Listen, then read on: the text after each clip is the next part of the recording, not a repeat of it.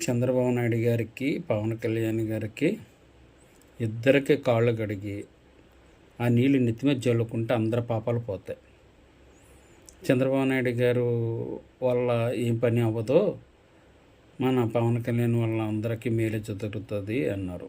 తొళ్ళ కొట్టి మీసాలు తిప్పి అన్నీ చేశారు. ప్రతి ఇంట్లోని ఒక్కొక్క మనిషి చెప్పుని పవన్ కళ్యాణ్ అంటే పౌరుషంగా పోయే ప్రతి ఊళ్ళో ఉన్నారు. ఏం చేస్తున్నాడు? ఏది ఈ సంవత్సరం వరకు ఉందో వచ్చే సంవత్సరం చేస్తారంటారా? పథకాలన్నీ తీసేసాడు.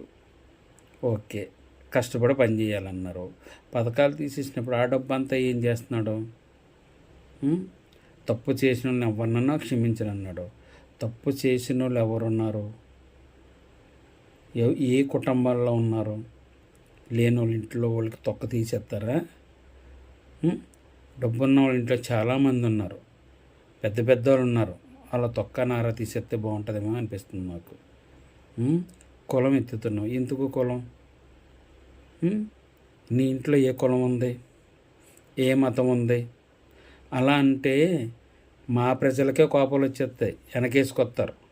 మిమ్మల్ని ఏమన్నంటే ఇంట్లో తల్లిదండ్రులకి ఎవడన్నా తీసుకొట్టినా సరే వెనకేసురారు.